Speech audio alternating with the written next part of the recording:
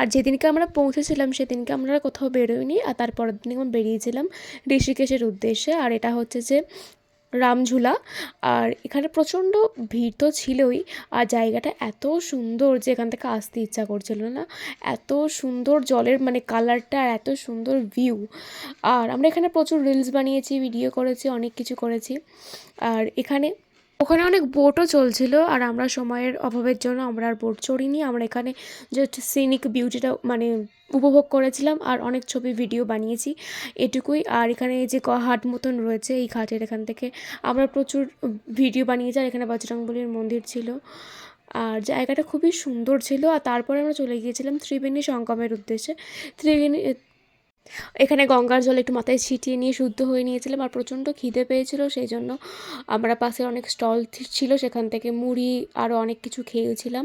আর তারপর হোটেলে চলে গিয়েছিলাম। বাই।